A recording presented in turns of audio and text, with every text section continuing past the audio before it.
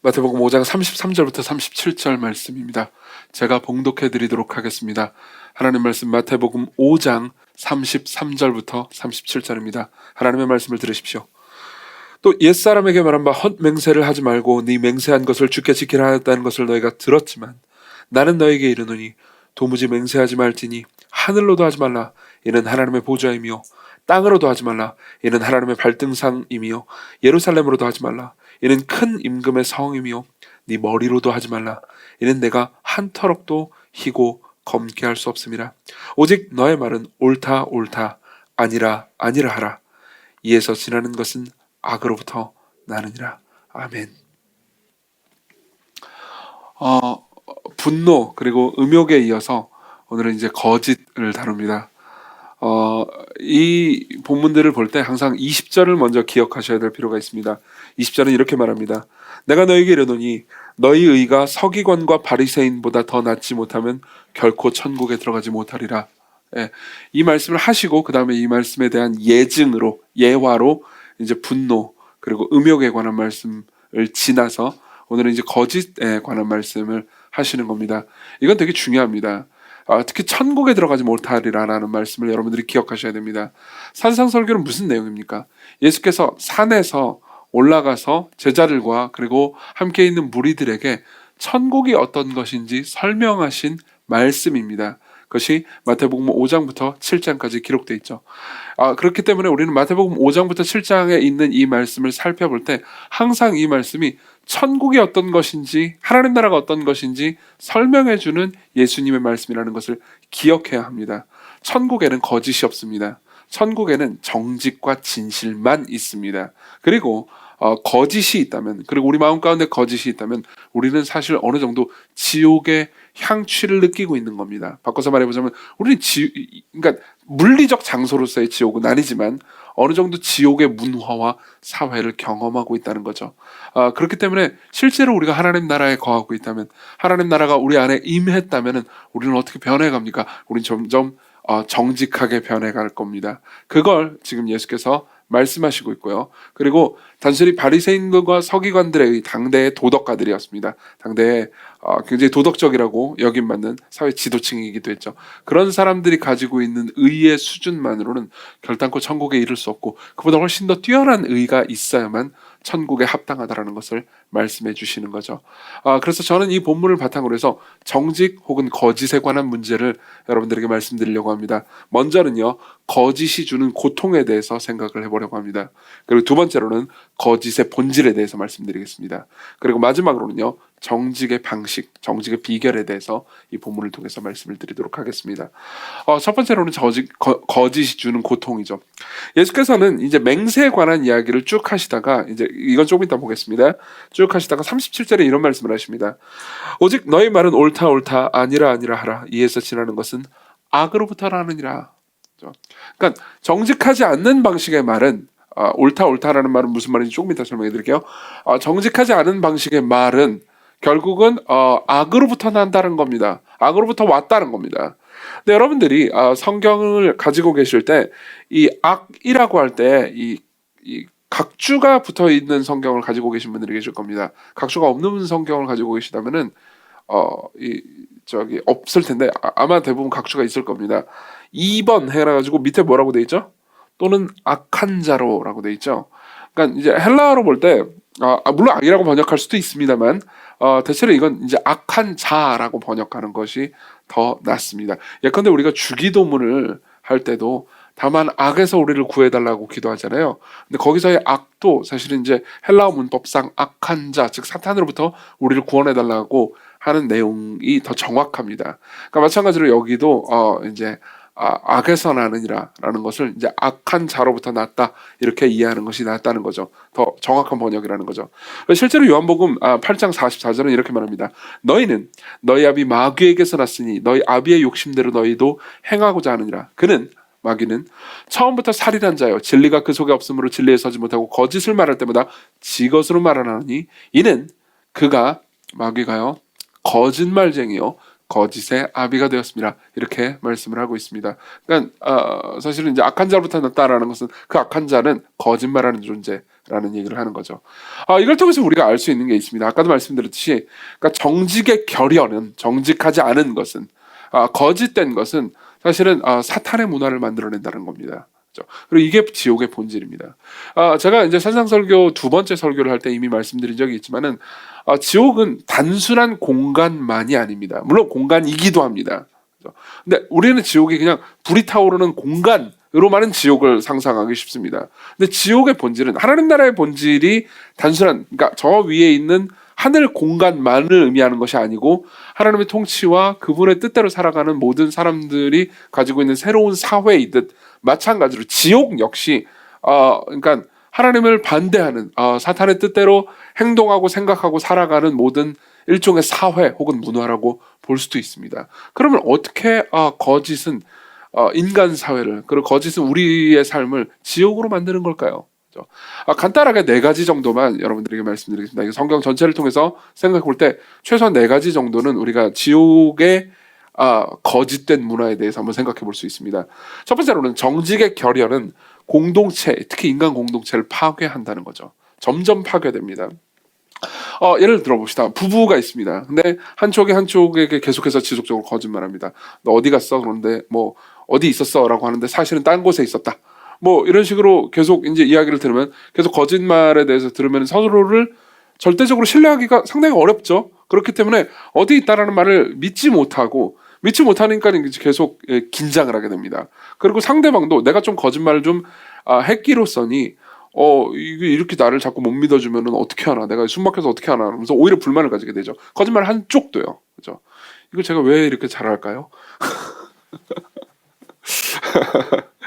사실은 이제 지지난 전부터 제가 분노, 음욕, 그리고 이제 오늘 거짓을 다루는데 사실 마음이 좀 어렵습니다. 왜냐하면은 제가 여러분들에게 저는 이렇게 정직한 사람입니다, 그러니까 저를 따르십시오, 이렇게 말하면은 마음이 편하긴 합니다만 저도 그렇지 않은 존재이기 때문입니다. 사실 거짓에 관한 메시지를 준비하면서 저 스스로도 굉장히 마음에 찔리고 고통스러웠습니다. 그래서 저를 따르십시오라는 못하지만 그래도 예수님을 따르십시오라는 말은 할 수 있잖아요. 그렇죠? 그건 좋죠. 어쨌든 계속해서 그런 부부관계가 굉장히 어려워지죠. 그러니까 부부라는, 가정이라는 공동체가 서서히 파괴되는 거죠. 우리도 사실은 우리 교회 가운데서도 하는 말 중에서, 그러니까 흔히 우리가 말하는, 그러니까 거의 신경 쓰지 않는 거짓말 중에 하나 있습니다. 뭔지 아십니까? 이 얘기를 듣자마자 여러분들이 빵 터지실 겁니다. 웃진 않을 수 있지만은 그러니까 마음에 와닿을 겁니다. 우리가 흔히 말하는 거짓말이 있습니다. 당신을 위해 기도할게. 그죠? 너를 위해 기도할게. 그리고 기도하지 않습니다. 내가 기도를 했는지 안 했는지 상대방이 감시할 방법이 없다라는 것을 내가 알고 있기 때문에 기도한다라고 말하지만 실제로 기도하지 않는 거죠. 그리고 종종 그 내 마음에 비추어 봐서 상대방이 나한테 나를 위해서 기도한다고 말하는 내용을 지레짐작해서 결국 저 사람이 저렇게 나한테 말하기는 하지만 저 사람도 집에 가서 나를 위해서 기도해 주지는 않을 거라는 묘한 확신이 드는 상대가 존재합니다. 맞죠? 말이 너무 길었나요?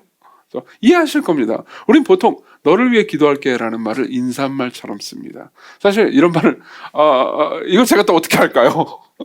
저도 목사가 제일 많이 하는 말 중에 하나가 뭡니까? 기도하겠습니다 라는 말이잖아요. 그러니까 사실은 저도 이렇게 저 나름대로 세운 원칙이 있습니다. 그래서 기도할게요 혹은 기도하겠습니다 라는 말을 하면은, 그러니까 어떤 다른 일을 하더라도 잠깐 멈춰가지고 1초라도 혹은 5초 10초라도 그 사람을 위해서 간절히 기도하고 다른 일로 넘어가는 겁니다. 이건 아주 제 생각에는 이제 몇 년 전부터 세운 법칙인데, 그러니까 늘 법칙대로 잘 지켜지는, 완벽하게 지켜지진 않지만은 저한테는 되게 좋은, 그러니까 거짓말을 덜하게 하는 좋은 법칙이긴 했습니다. 근데 어쨌든 간에 이렇게 당신을 위해서 기도하겠습니다라는 말을 하긴 하지만 실제로 기도하지 않잖아요. 그럼 이제 서서히 우리는 이 말이 일종의 인사말이구나 라고 생각하게 됩니다. 무슨 말이냐면 정직의 문화가 형성되지 않으면요, 언어가 파괴되는 거죠. 언어가 파괴됩니다. 너를 위해서 기도할게 라는 말이, 그러니까 말 그대로의 언어로 받아들여지지 않고 이 사람이 나를 향해서 좋은 뜻을 가지고 있고 그리고 나를 위해 준다라는 인사말을 했구나라고 우리한테 해석이 된다는 거죠. 그렇죠? 제가 잘못하는 것 중에 하나인데요. 그러니까 최상급 용어나 이런 것들을 너무 많이 쓰는 것도 사실 문제입니다. 굉장히, 엄청나게, 아주, 매우 이런 말들을 너무 잘 쓰는 거예요. 뭐 예컨대 이런 거죠.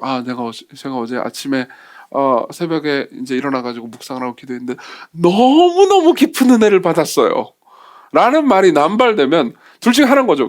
늘 정말 성령 충만해가지고 그냥 늘 주님만 보면 이제 찬양이 나오는 굉장히 훌륭한 신앙의 상태를 가지고 있거나 아니면 늘 거짓말하는 사람이라는 거죠. 사실 이런 종류의 거짓말은 그러니까 우리가 볼 때 소위 악의처럼 느껴지는 거짓말이 아니기 때문에 보통 이게 받아들여줍니다. 다만 언어가 오염되죠. 그렇죠? 정확히 말하면 저 사람이 하는 매우 혹은 굉장히 아주 엄청나게라는 단어는 사실 믿기가 좀 어려운다는 겁니다. 그러면 사실 언어를 잃어버리게 됩니다. 이게 C.S. 루이스가 지적한 거기도 한데요. 최상급의 단어를 너무 많이 쓰잖아요.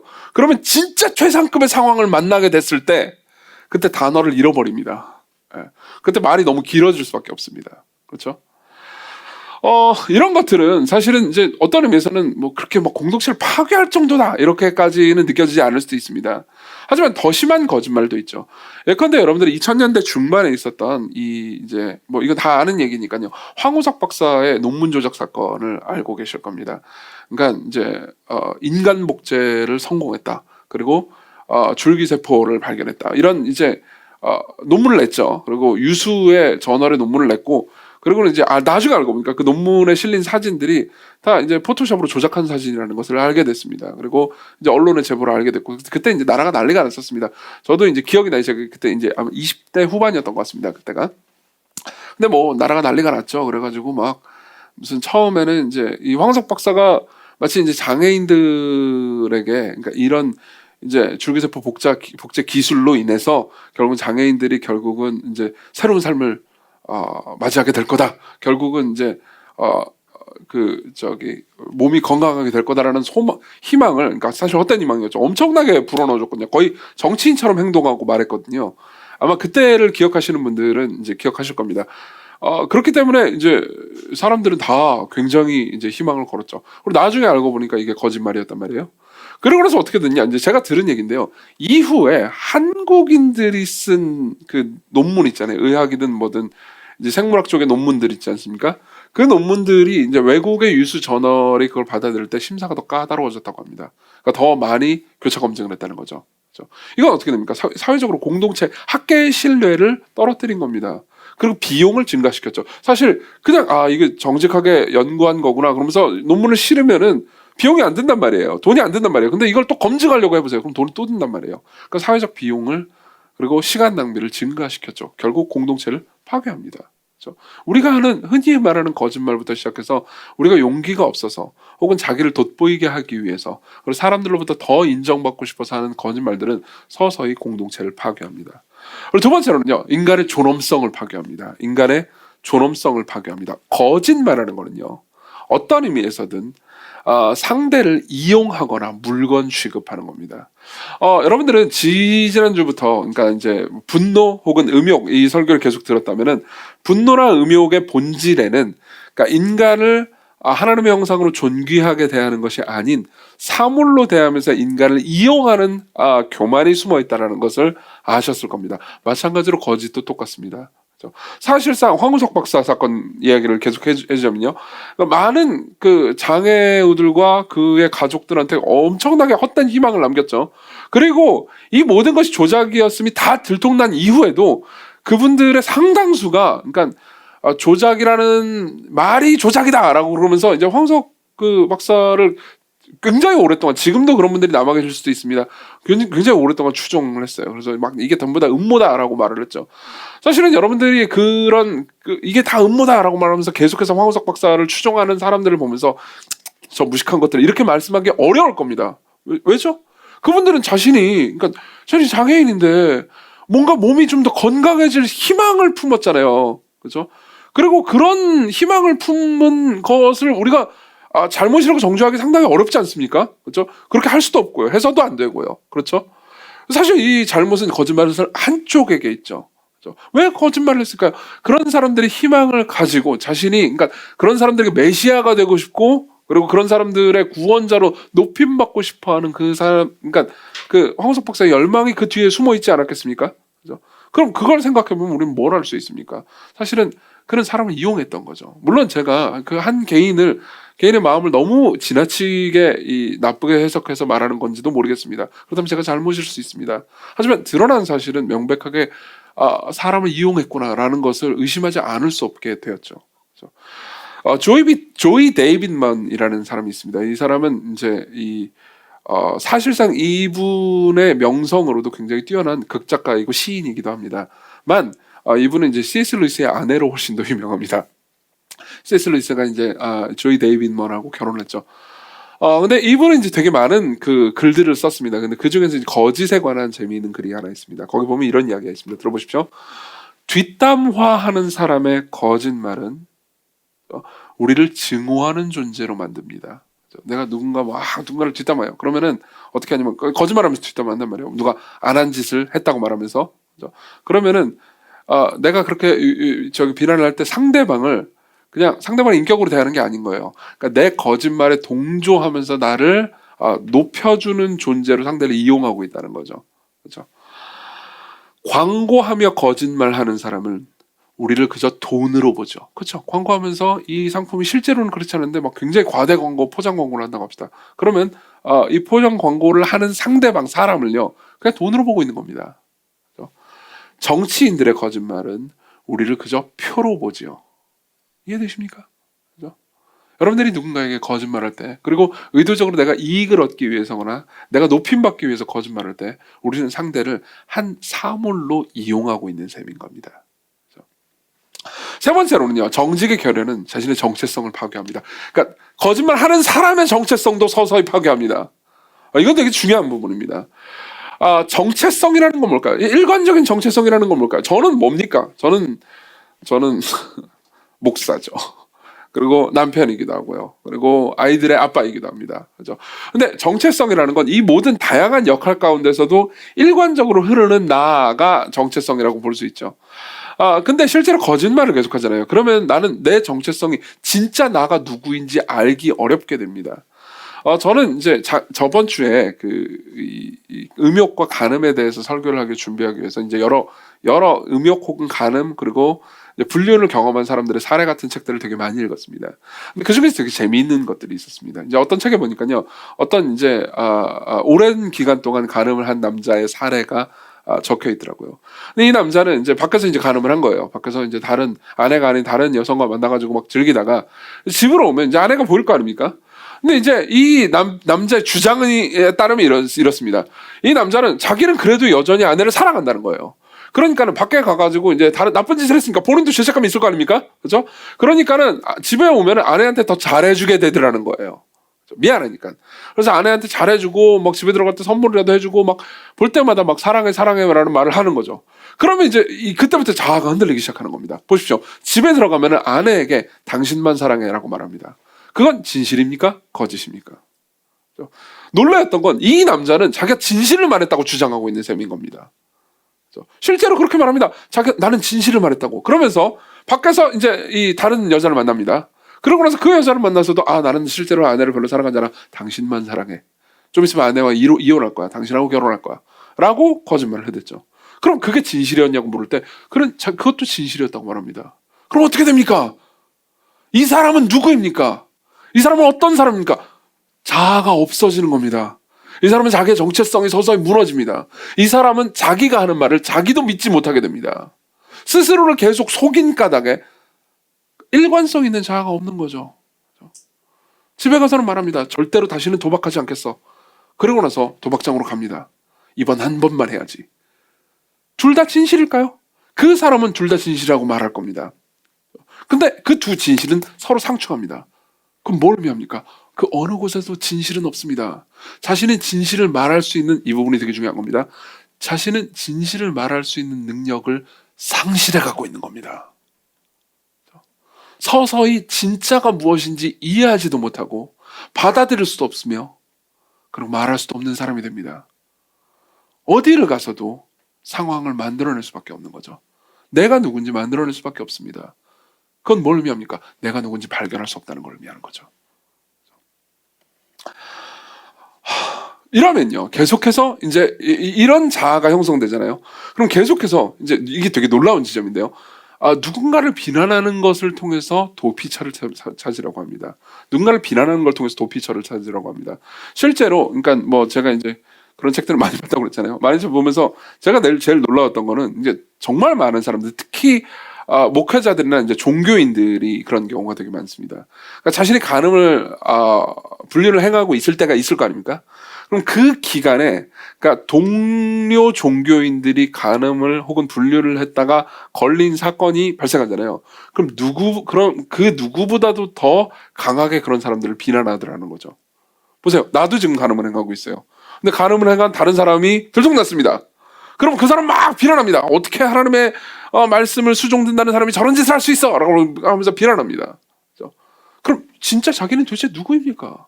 자기가 붕괴됩니다. 자기 자신이 거짓이 되는 겁니다. 그렇죠? 네 번째는요. 정직의 결연은요. 무엇이 현실인지 알지 못하게 본인뿐만 아니라 다른 사람들도 결국 무엇이 현실인지 알지 못하게 만듭니다. 이거는 단순한 거짓말의 문제 정도가 아니고요. 신실함에 관한 문제입니다. 실제로 제가 몇 번 겪었던 일입니다. 저희 교회는 이제 어쨌든 우리 교회는 다른 교회에서 이제 신앙생활을 하시다가 우리 교회로 이제 오신 분들도 꽤 있으시죠. 그렇죠? 그런 분들은 이제 만나면 대부분 이제 어떻게 하다가 이제 우리 교회를 아시게 됐고, 그리고 어떻게 하다가 우리 교회를 오게 됐고, 전에 교회를 어떻게 신앙생활을 하게 됐고, 이런 이야기들을 이제 계속해서 하게 되지 않습니까? 그럼 이제 저 스스로도 사실 이런 이야기를 듣는 것은 한편으로는 꼭 들어야 할 이야기이고, 제 입장에서 듣고 싶은 이야기이기도 하지만 한편으로는 고통스러운 이야기이기도 합니다. 왜 저한테 고통스럽냐면은 예컨대 이제 전 교회의 목회자들의 뭐 어떤 문제들 이런 거에 대해서 얘기를 하잖아요. 그러면서 저는 항상 참 그 목회자 잘못된 선택과 잘못된 일을 했구나라는 생각이 한편으로는 들면서도 또 다른 한편으로 그럼 나라고 좀 나을 수 있을까라는 두려움도 들기도 합니다. 그러니까 좀 어려운 일이기도 하죠. 물론 알아야 되는 얘기이기 때문에 꼭 들으려고 합니다. 그렇지만 쉬운 일은 아닙니다.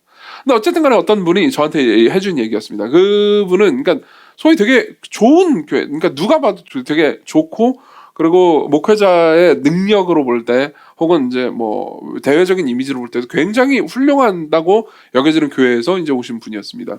그래서 이제 대화를 했죠. 대화를 하니까는 이제 왜 그 교회에서 여기로 왔어요? 여기가 더 안 좋은데? 내가 생각할 땐 이제 얘기를 했죠.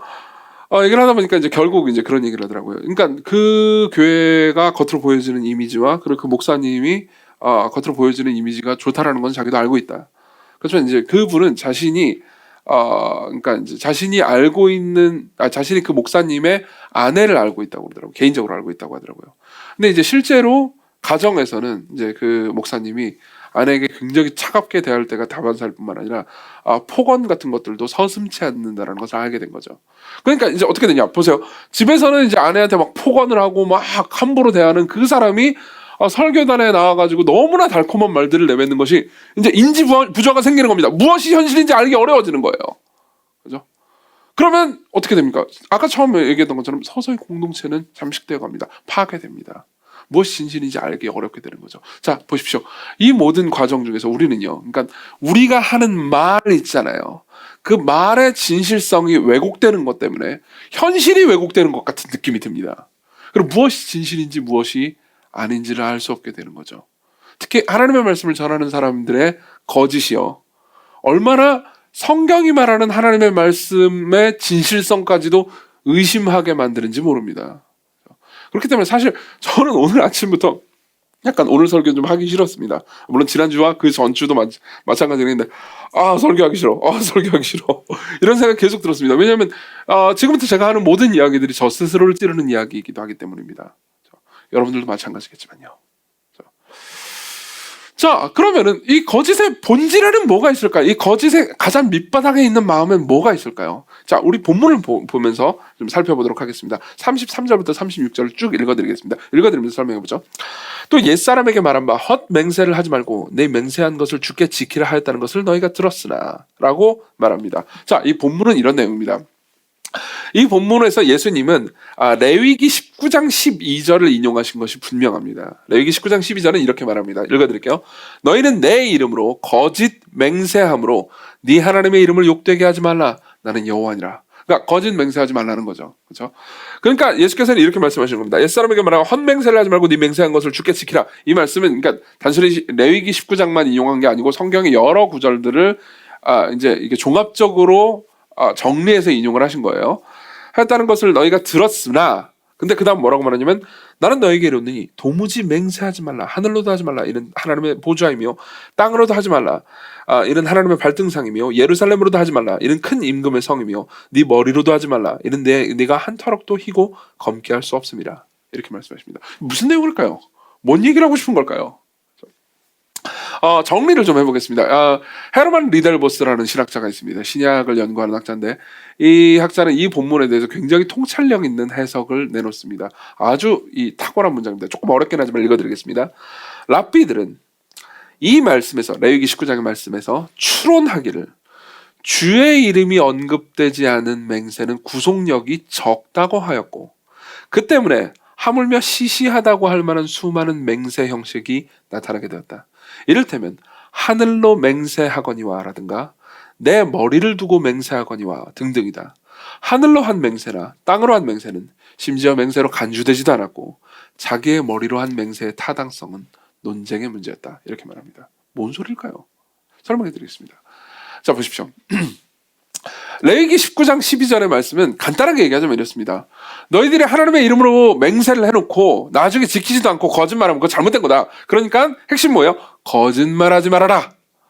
하나님의 이름으로 막 함부로 맹세해놓고 그렇게 거짓말하지 말아라. 이게 명령의 핵심이었습니다. 랍비들은 이걸 어떻게 받아들였냐면 당시의 랍비들은 거짓말하지 말라는 메시지를 하나님의 이름으로 맹세를 하다니 하나님의 이름을 너무 모욕하는구나. 하나님의 이름을 걸지 말아라. 는 식으로 받아들인 거죠. 그렇죠? 그래서 이렇게 된 겁니다. 그러니까 맹세를 딱 해놓고 거짓말을 했는데 하나님의 이름을 걸고 내가 하나님의 이름을 걸고 맹세라고 말해놓고 맹세를 어기면 너무 하나님께 모욕이 되니 하나님은 걸지 마라. 하나님 걸지 말고 딴 거 걸어. 이렇게 되는 거예요. 그러니까 맹세를 하고 거짓말해도 된다 이런 식으로 말하진 않겠죠. 근데 하나님을 걸고 나중에 혹시 네가 또 거짓말할 수도 있잖아. 그러니까 그러면 또 곤란하고 또 하나님 걸면 너무 큰 잘못이잖아. 그러니까 하나님 너무 높으니까 걸지 말고 하늘로 걸어. 하늘 이렇게 얘기한 거예요. 그리고 뭐예요? 땅으로 걸어. 하늘 너무 높잖아. 또 하늘도 이게 하나님과 가까운 곳인데 가까운 곳이니까 좀 그러니까 좀 거리가 먼 땅으로 걸어. 아니면 예루살렘으로 걸어. 이렇게 한 거예요. 아니면 머리로 걸어. 이렇게 한 겁니다. 머리로 건다는 건 무슨 의미냐면은 그러니까 목숨을 건다는 의미예요. 우리는 목숨을 건다. 그러니까 내 심장을 걸겠어 이러잖아요. 근데 이제 이스라엘 사람들은 내 머리를 걸겠어 이랬어요. 그러니까 뭐 심장이나 머리나 없어지면 죽는 거 똑같은 거 아닙니까? 그렇죠? 그러니까 이제 그렇게 건 거죠. 근데 예수께서는 이렇게 말씀하시는 거예요. 무슨 말이야? 너희들이 하나님의 이름을 건다라는 말을 하나님의 이름으로라는 말을 따로 떼서 하지 않더라도 하늘로만 걸고 맹세를 한다 하더라도 하늘에 하나님의 보좌가 있잖아. 그러니까 하늘도 하나님 것이라고. 그러니까 너희들이 하늘을 걸고 맹세한다 하더라도 결국 하나님을 걸고 맹세하는 것과 똑같아라고 말씀하시는 거예요. 너희들이 땅으로 걸고 그러면 조금 나을 것 같아. 아니야, 땅도 하나님 거야. 땅도 하나님의 발등상이라고. 그렇기 때문에 땅으로 걸어도 결국 하나님과 연결돼 있단 말이야. 그러니까 너희들이 땅으로 걸고 맹세를 한다 하더라도 죄가 덜한 게 아니야. 하나님을 걸고 맹세한 거하고 똑같다고. 마찬가지로 예루살렘은 어떤 겁니까? 큰 임금의 성이다. 여기서 큰 임금은 하나님 자신을 가리킵니다. 그렇죠? 하나님께서 거하시는 곳이다. 그리고 머리로 건다고 하는데, 그러니까 네 목숨을 건다라고 하는데, 네 목숨 네 거야? 이렇게 말씀하시는 거예요. 네 머리를 네가 뭐 한 터럭이라도 너희들의 마음대로 희고 검게 할 수 있니? 그럴 수 없잖아요. 물론 여러분들이 요즘은 염색이 가능합니다 이렇게 말할 수 있지만 이런 의미로 해석하지 말라는 거예요. 요즘은 염색이 가능합니다. 뭐 그런 의미가 아닙니다. 이 모든 것들이 내 거라고 생각을 하는 겁니다. 실제로. 그렇죠? 그렇지만 네 거 아니거든. 네 목숨은 네 게 아니고 하나님 거란 말이야. 그럼 결국은 네 목숨을 걸고 맹세를 한다 하더라도 너는 하나님을 걸고 맹세하는 것과 똑같다. 이렇게 얘기하는 거죠. 그렇죠? 즉 하나님, 하늘, 땅, 예루살렘, 머리, 즉 목숨의 중요성으로 맹세 효력을 당시에 측정을 했습니다. 그러니까 예컨대 어떤 사람이 그러니까 저는 제 머리를 걸고 맹세했어요. 혹은 땅을 걸고 맹세했어요. 그러면은 나중에 그 맹세를 어겼거나 그것이 거짓말로 판명된다 하더라도 좀 덜한 처벌을 받았다는 거죠. 그렇죠? 그렇지만 하나님을 걸고 맹세했습니다. 그러면은 이걸 어기면 더 큰 처벌을 받았습니다. 당시에 법정의 판례가 그랬어요. 그렇기 때문에 그러니까 웬만하면 그럼 이게 이제 법정에 판례가 이렇게 됐다고 보세요. 사람들이 하나님의 이름으로 맹세를 하겠어요, 안 하겠어요? 점점 많아져. 그럼 점점 뭘 걸까요? 점점 더 낮은 걸로 걸 거 아니에요. 땅으로 걸게. 뭐 처음에는 막 1억씩 걸던 사람들이 막 500원만 걸게. 뭐 이런 식으로 하는 거하고 똑같죠. 그럼 생각해보세요. 자, 이제 점점 낮은 걸로 걸면서 맹세를 하면은 사람들의 심리가 어떻게 되겠어요? 낮은 걸로 걸고 맹세를 했으니까 이제 좀 이거 꼭 안 지켜도 뭐 이렇게 큰 죄를 저지른 건 아니야. 이런 식으로 생각하지 않겠어요? 그러니까 당대 분위기가 이랬다는 겁니다. 당대 분위기가 하나님의 이름을 걸고 이거 너무 높잖아. 그러니까 함부로 하지 마. 그렇죠? 이것 자체는 또 나쁜 건 아닐 수도 있어요. 그러니까 하나님의 이름을 소중히 여기는 태도일 수도 있죠. 그렇죠? 하지만 그러니까 낮은 걸로 걸어. 하나님의 이름 말고. 그러면서 그 낮은 걸로 계속 걸다 버릇을 하다 보니까 이 낮은 걸로 걸면 뭐 내가 하나님 이름을 건 것도 아니고 뭐 좀 이 정도를 뭐 어긴다고 그래 내가 큰 죄는 아니야라고 생각하면서 거짓을 서서히 정당화하기 시작했다는 거죠. 근데 예수께서는 뭐라고 말씀하시는 겁니까? 니들이 무엇으로 맹세하든지 결국 너희들은 하나님을 걸고 맹세하는 것과 똑같고 그 무엇이든 다 하나님의 것이니까요. 결국 똑같고요. 그리고 심지어 자신의 목숨을 건다 하더라도 그건 하나님을 걸고 맹세하는 것과 똑같다. 그러니까 그런 식으로 할 거면 맹세하지 말라는 거죠. 그렇죠? 이거는 이런 겁니다. 이런 식으로 생각을 합니다. 여기서 이제 우리가 거짓의 본질을 알 수 있는 건데요. 거짓의 본질에는 실제로 어떤 걸 이제 맹세하고 걸 때요. 그러니까 그 모든 것들이 하나님의 것이고 하나님께서 모든 곳에 계시다라는 사실을 망각하는 태도 때문에 거짓을 하는 겁니다. 자, 우리가 거짓을 합니다. 그렇죠? 근데 예를 들면 제가 뭐 제 과거에 대해서 거짓말을 했다고 합시다. 제가 뭐 예를 들면 여러분들한테 제가 말이에요. 군대에 있을 때 그 무장공비가 이렇게 북한에서 내려왔는데 제가 이게 또 소총수 아니었겠습니까? 그래 앞에 가가지고 저 무장공비가 있는 걸 딱 보면서 0점 조준을 딱 해가지고 정확하게 맞춰가지고 2명의 무장공비를 잡았. 여러분들 물론 정황상 이게 말도 안 되는 거짓말이라는 거 알 수 있겠지만 자 그런 식으로 거짓말을 막 했다고 합시다. 그죠? 그런데 보세요. 그런 거짓말을 하는 것은 이제 뭐 잘못된 것이고 여러분들 여기까지만 들어도 저건 거짓말이라는 걸 알게 되긴 하겠지만 제가 군 생활을 같이 한 사람이 없을 때야 뭐 신나게 이런 거짓말을 할 수 있겠지만 저랑 같은 내무반을 썼던 사람이 옆에 있다고 해보세요. 그럼 거짓말을 할 수 있겠어요? 없겠어요? 없겠죠. 그렇죠? 마찬가지예요. 우리가 거짓말을 마음껏 하는 가장 큰 이유는요. 모든 것을 하시는 하나님, 우리는 교리적으로는 하나님께서 모든 걸 아신다고 생각합니다. 그리고 교리적으로는 하나님께서 어디에나 계시고 우리와 함께 계시고 우리 옆에 계신다는 걸 압니다. 근데 그걸 망각하는 거예요. 의도적으로 망각하는 거죠. 그렇죠? 그러면서 하나님으로 걸지 않는다. 그리고 땅으로 건다. 그럼 왠지 하나님 없고 하나님과 상관없는 방식으로 건다고 생각을 하는 거예요. 다시 말하면 이때 우리는요. 하나님께서 우리와 함께 계시고 어디에나 계시다라는 것. 즉 어려운 말로 표현하자면요. 하나님께서 무소부재하고 하시다는 것. 무소부재하시다는 것을 잊어버리는 겁니다. 그것도 고의적으로 잊어버리는 거죠. 그렇죠? 예컨대 이런 겁니다. 자꾸 가늠하는 남자 예를 들어서 죄송합니다. 근데 어쨌든 간에 항상 이 거짓의 심리는 여기서 되게 잘 나타나니까요. 어떤 가늠하는 남자가 있었습니다. 제가 본 이 책 중에서도 봤던 되게 재미있는 케이스였어요. 가늠하는 남자가 있었습니다. 이 남자는 그러니까 자기 이제 아내가 없을 때 자기가 가늠하는 여성을 자기 집으로 끌어들였습니다. 그러니까 집에서 이제 관계를 맺으려고 마음을 먹은 거죠. 근데 문제가 발생했습니다. 집에는 자신과 자신의 아내가 같이 찍은 사진들이 너무 많은 곳에 있었던 거예요. 그래가지고 이 여자를 집으로 끌어들이기 전에 전부 다 집에서 자기 이 아내가 찍은 사진들을 치우거나 엎어놨어야만 했습니다. 뭘 의미하는 거죠? 뭘 하려고 했던 거죠?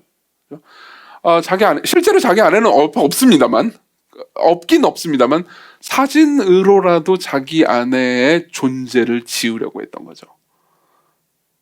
그리고 거짓을 행하려고 했던 겁니다. 마찬가지예요. 우리의 모든 거짓은 눈에 보이지는 않지만 우리와 함께 하시는 진짜로 우리와 함께 계시고 여기 이 자리와 함께 하시는 하나님을 사실은 엎으려고 하는 것과 똑같습니다. 존재를 의도적으로 부인하는 거죠. 하나님이 살아계시다는 것을 마음속 깊은 곳에서 교리적으로는 믿습니다. 뇌로는 믿어요. 근데 마음속 깊은 곳에서 안 믿으려고 결심하는 행동 중에 하나라는 겁니다. 그래서 아우구스티누스는요. 예전에도 제가 이 말을 한번 인용해 드린 적이 있는데요. 제가 되게 좋아하는 말입니다. 시편 주석에서요. 이런 이야기를 합니다. 들어보세요. 당신은 당신의 마음 안에 심판자를 가지고 있습니다. 당신은 어떤 나쁜 짓을 하기 원할 때 물러나서 대중을 피해 집으로 들어갑니다. 사람들에게 보이는 열려있는 곳을 피해서 당신의 방으로 들어갑니다. 계속 죄를 지을 때 은밀한 곳으로 숨는다는 거죠. 그러나 당신은 그 방에서조차 다른 곳으로부터의 죄책감을 느끼며 두려워서 당신의 마음으로 피해서 거기서 마음으로만 멈추합니다. 그러나 하나님은 당신의 마음보다도 훨씬 더 깊고 내밀한 곳에 계십니다. 따라서 당신이 어디로 도망가든지 하나님은 거기에 계십니다. 당신이 도망칠 수 있는 곳은 전혀 없습니다. 하나님으로부터 도망가고 싶으십니까? 그 다음에 제가 제일 좋아하는 문구이 나오죠. 하나님으로부터 도망가고 싶으십니까? 차라리 하나님께로 도망가십시오. 하나님으로부터 도망가고 싶으십니까? 차라리 하나님께로 도망가십시오. 차라리 자신이 부정직하다는 것을 인정하고 하나님 앞에 고백하십시오. 이렇게 말하는 거죠. 그렇죠? 왜 우리는 정직하지 않습니까? 우리는 아주 자주 하나님이 계시다는 것을 망각합니다. 그렇죠? 하나님은 땅에도 계시고 예루살렘에도 계시고 하늘에도 계시고 우리 머리에도 계십니다. 이게 예수께서 하신 말씀이에요. 자, 그럼 어떻게 정직해질 수 있습니까? 정직의 비결입니다. 세 번째입니다. 37절을 보면 예수께서 이렇게 말씀하십니다. 오직 너희 말은 옳다 옳다 아니라 아니라 하라. 이에서 지나는 것은 악으로부터 나느니라. 이 말이 조금 약간 어렵게 번역됐습니다. 우리나라 말은요. 그러니까 간단하게 얘기하자면 이런 거예요. 너희들의 예스가 그냥 예스가 되게 해라. 너희들의 노가 그냥 노가 되게 해라. 이렇게 말씀하시는 거죠. 그렇죠? 우리가 예스라고 말했습니다. 근데 사실은 노일 수도 있는 거예요. 마음속에서. 그렇죠? 엄마 놀아도 돼요? 그래. 그때 우리의 말은 예스입니까? 아니면 노입니까? 저를 사랑하시나요? 사랑하지. 그때 나의 말은 예스입니까? 노입니까? 이 말은 물론 뭐 상대방을 기분 나쁘게 하려고, 그러니까 내 머릿속으로 떠오르는 감정을 아무렇게나 내뱉어도 된다는 걸 의미하는 건 아닙니다. 당신의 아이가 너무 못생겼네요. 이건 그냥 이건 그냥 바보지. 예의가 없고 바보지. 이건 정직한 게 아니죠. 근데 우리가 어떤 말을 했을 때 우리 말에는 진실성이 들어있기 때문에, 누가 봐도 진실하기 때문에 딱히 맹세가 필요 없이도 내가 예스라고 말하면 상대방이 해석할 필요 없이 예스라고 받아들일 수 있을 정도로 정직한 사람이라는 겁니다. 내가 노라고 말했으면, 그러니까 어떤 사람이 노라고 말하면 저게 진짜 노일까? 부장님이 이번에 안 된다고 했는데 그게 안 되는 걸까? 부장님이 이번에 된다고 했는데 그게 진짜 예스가 맞을까? 하면서 상대방으로 하여금 해석하게 만드는, 혹은 내 진정한 뜻을 유추하게 만드는 식으로 부정직하게 행동하면 안 된다는 겁니다. 다시 말하면 우리의 말과 우리의 행동은 일치해야 된다는 겁니다. 간단한 내용이죠. 그렇죠? 그러면서 맹세하지 말라고 말씀하십니다. 34절, 나는 너에게 이르노니 도무지 맹세하지 말지니. R.T. 프란스라는 학자는 이 부분에 대해서 이렇게 이제 주석을 해줍니다. 들어보십시오. 간단한 긍정이나 부정만 하는 것으로 충분하다. 타인을 설득하여 말한 것을 믿게 하려고 할 때 맹세로, 잘 들어보십시오. 맹세로 강화하는 것이 필요해진다면 투명한 진실성의 이상은 절충되는 셈이다. 이러한 추가, 즉 맹세라는 추가를 요구하는 것은 악에서 기인한다. 이는 하나님이 세운 진실성의 기준에 부응하지 못함을 드러낸다. 보십시오. 여기서 이런 얘기를 하고 싶은 겁니다. 자, 이걸 보면서 우리가 예수께서 맹세를 금지하셨고 도무지 맹세하지 말라고 했으니까 절대로 맹세를 하면 안 되는 거구나, 그냥 맹세를 금지한 거구나, 이렇게 받아들이면 안 됩니다. 그리고 어떤 사람들은 이렇게 받아들여서 실제로 법정에서 선서하잖아요. 뭐 증인은 뭐 선서 이런 거 하잖아요. 이걸 하면 안 된다고 부인하는 경우가 있었습니다. 그래서 예수께서 맹세하지 말라고 그랬기 때문에 저는 절대로 맹세하지 않겠습니다. 그냥 증언만 할게요. 이거는 어리석은 겁니다. 왠지 말씀드릴게요. 예수께서도 하나님께서도 맹세를 하셨기 때문입니다. 사도 바울도 맹세를 했습니다. 실제로 이사야 45장 22절은요 이렇게 말씀하십니다. 땅의 모든 것이여 내게로 돌이켜 구원을 받으라. 하나님께서 말씀하시는 거예요. 나는 하나님이라 다른 이가 없느니라. 내가 나를 두고 맹세하기를 내 입에서 공의로운 말이 나갔은즉 돌아오지 아니하나니. 이렇게 말씀하십니다. 하나님도 스스로 맹세를 하세요. 자신의 진실성을 백성들이 이해하도록 돕기 위해서요. 사도 바울도 맹세한 적이 있습니다. 고린도후서 1장 23절, 내가 내 목숨을 걸고 하나님을 불러 증언하시게 하노니. 하나님의 이름을 걸고 맹세한 겁니다. 내가 다시 고린도에 가지 아니한 것은 너희를 아끼려 함이라. 그러니까 사도 바울이 고린도 사람들을 사랑한다라는 것을 납득시키기 위해서 수사적으로 쓴 표현인 거죠. 그렇죠? 다시 말하면 문자적으로 맹세를 금지한 내용으로 이걸 받아들이면 안 된다는 겁니다. 그럼 어떻게 받아들여야 합니까? 우리가 어떤 말을 할 때 우리는 딱히 맹세하지 않더라도, 그러니까 하나님을 걸고 맹세합니다 라고 말한 말이나 그냥 내가 한 말이나 그 두 개의 진실성에 차이가 없을 정도로 똑같고 신실한 사람이 되라고 요구하는 겁니다. 제가 여러분들에게 말합니다. 저는 시건교회 여러분들을 사랑합니다. 사실 여러분 그거 아십니까? 여러분 느끼셨는지 모르겠는데 저는 여러분들에게 이제 설교를 하던 그 중간에 사랑하는 시건교회 여러분, 사랑하는 형제자매 여러분 이러면서 막판에 수사를 잘 쓰지 않습니다. 의도적으로 안 쓰는 거 혹시 아셨나요? 왜냐하면은 그러니까 이런 이유 때문입니다. 물론 그런 수사를 쓴다는 게 잘못이라는 건 절대 아닙니다. 그건 굉장히 이제 듣는 사람으로 하여금 되게 따뜻한 느낌을 주게 하는 거죠. 근데 저는 약간 자기 검열을 하는 겁니다. 사랑하는 여러분, 내가 진짜 사랑하는 게 맞을까? 사랑해야 되는데 물론 사랑하긴 하지. 근데 사랑을 한다고 했는데 실제로 사랑하는 마음이 아니면 어떻게 하지? 라는 복잡한 바보 같은 생각들을 여러 가지 머리로 돌리고 있기 때문입니다. 근데 이런 게 있습니다. 제가 여러분들에게 이렇게 말합니다. 정말이에요. 저는 시간교회 여러분들을 정말 사랑합니다. 라고 말하거나 혹은 하나님께 맹세합니다. 시건교회 여러분들을 정말 사랑해요. 라고 말하거나 물론 여러분들이 듣는 그러니까 무게감은 다를 겁니다. 후자의 말은 하나님께 맹세했어. 저게 훨씬 더 진실성이 있어 보여. 라고 여러분들이 느낄 수도 있습니다.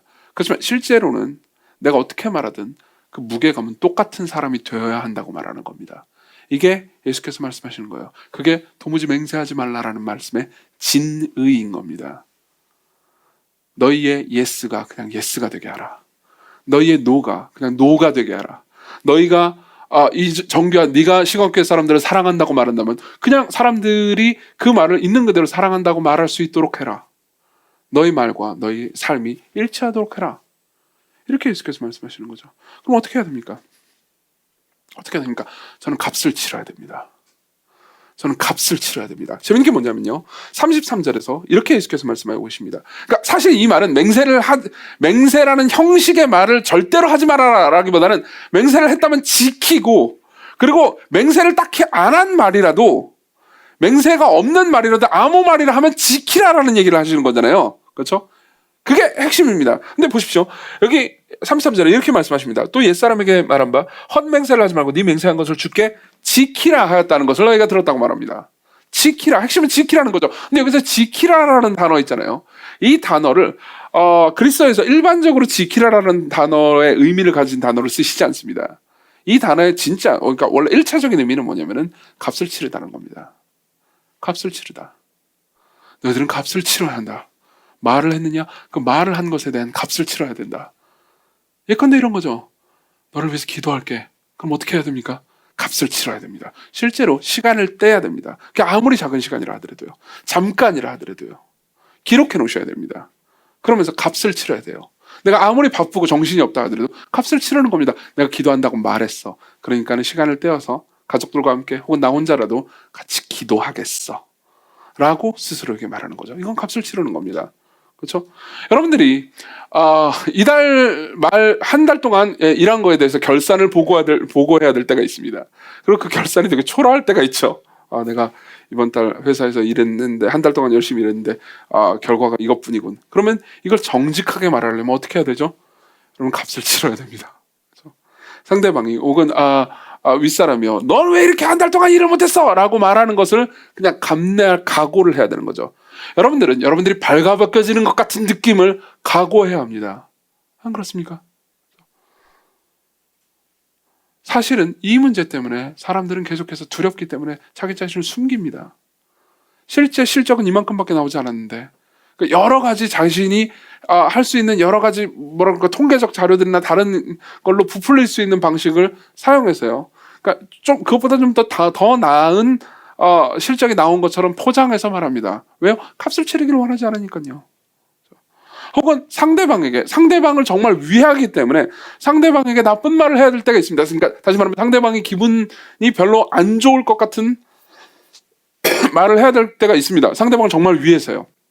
그렇죠? 예를 들면 제가 영욱이가 자꾸 많이 등장해가지고 미안한데 영욱이는 훌륭한 친구죠. 근데 영욱이가 어떤 잘못을 하고 있습니다. 그리고 저 잘못을 제가 말해주고 교정해주는 게 제가 영욱이를 사랑하는 길이라고 합시다.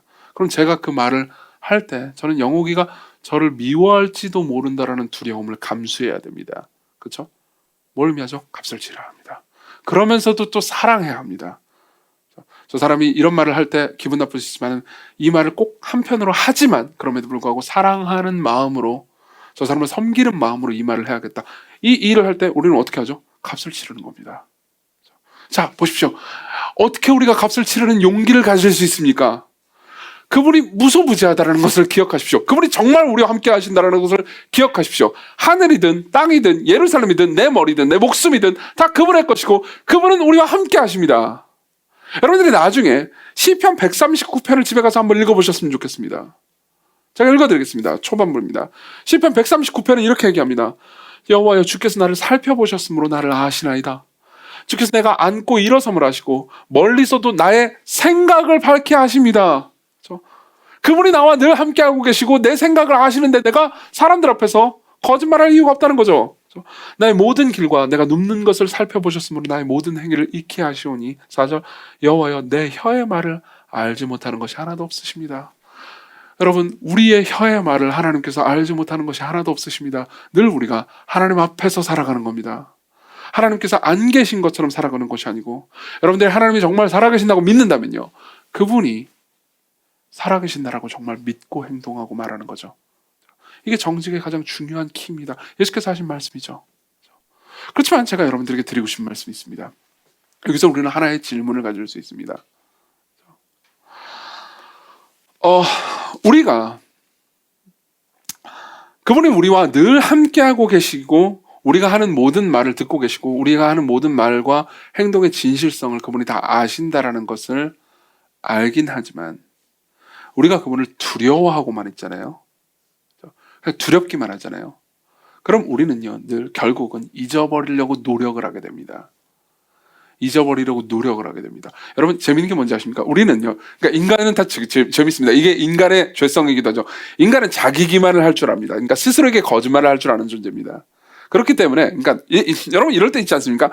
내가 이 예배에 잘 참석하고 성경을 열심히 읽으면 내 죄가 더 드러날 것 같아가지고 드러나는 내 죄를 직면하기 싫어가지고 나는 성경을 그만 읽을 거야. 심지어 저는 성경을 많이 읽으면 은혜를 받고 은혜를 너무 많이 받으면 내가 지금 즐기고 있는 죄를 그만 짓고 하나님 뜻대로 살아가야 할 것 같은데 그게 무서워가지고 성경을 읽고 예배를 드리는 걸 안 하고 싶어 라는 이야기를 들은 적이 있습니다. 이 얘기를 듣고 여러분들이 별나다고 생각하십니까? 아니요. 그렇지 않을 겁니다. 여러분들 안에 여러분들 스스로가 가지고 있던 마음일 수도 있습니다. 안 그렇습니까?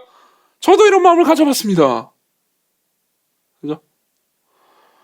왜 그렇습니까? 왜 이런 생각을 합니까? 하나님을 두려워하기 때문입니다. 그냥 무서워만 하기 때문입니다.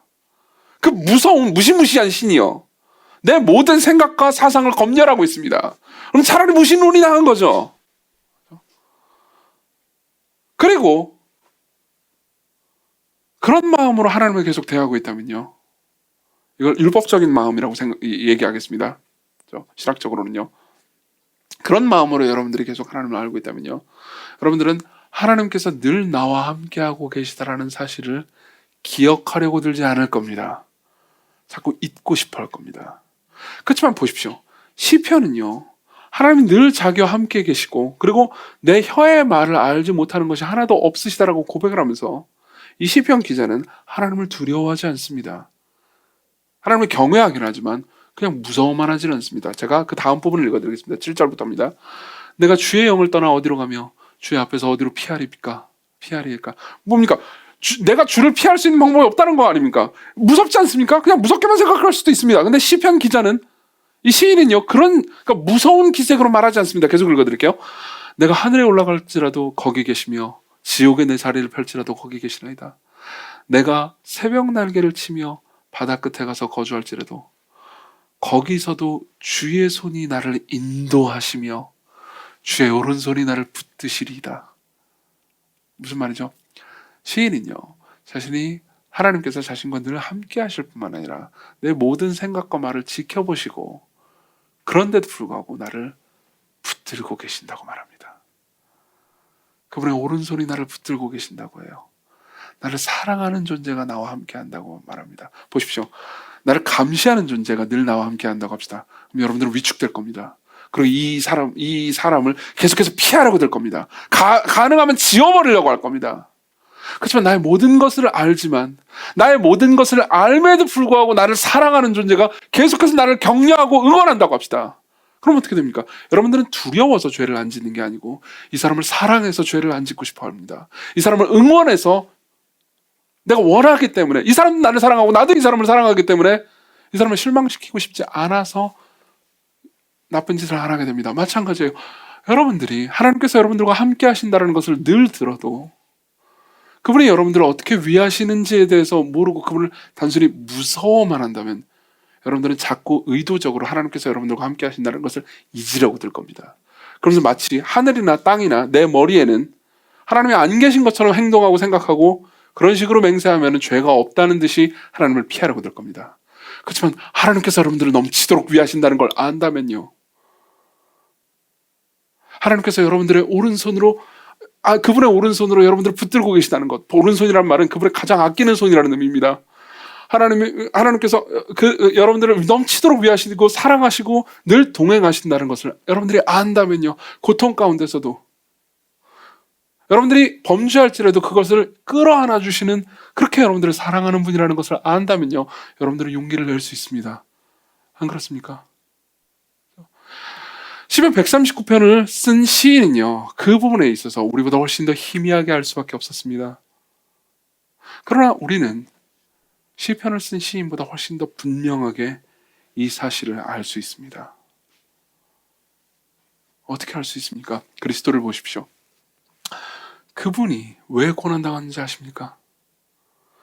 신약 성경을 자세히 살펴보면요, 예수 그리스도께서 스스로 자기 자신이 왜 고난당했는지에 대해서 말씀하시는 부분이 있습니다. 요한복음 8장 40절은 이렇게 말씀합니다. 예수께서 말씀하십니다. 지금 하나님께 들은 진리를, 진실이라는 말입니다. 진실이라는 단어하고 똑같은 단어입니다. 진실을 너희에게 말한 사람이 나를 죽이려고 하는도다. 8장 45절, 내가 진실을 말함으로, 진리를 말함으로 너희가 나를 믿지 아니하는도다. 왜 사람들이 예수님을 미워했습니까? 예수님께서 진실을 말했기 때문입니다. 어떤 진실이요? 보십시오. 예수님을 제일 싫어했던 사람들이 누군지 아십니까? 제사장들과 사회 지도층들과 바리새인들이었습니다. 왜요? 그들은요, 자기 자신을 좋은 사람들이라고 생각했습니다. 그들은 스스로 자기 자신이 괜찮은 사람이라는 확신 가운데 살았습니다. 그리고 예수님이 보이죠. 예수님은 드러난 악행만 죄라고 가르치지 않으셨습니다. 선행 이면에도 꿈틀거리는 욕망, 교만, 그리고 사람들 향한 무시하는 마음, 그런 하나님의 율법을 피하는 마음이 있다는 것을 가르쳐 주셨습니다. 우리가 계속 산상설교를 들으면서 그 마음이 있다는 것을 보지 않습니까? 예수 그리스도께서는 바리새인들을 보면서 바리새인들을 향해서 진실을 말씀하셨습니다.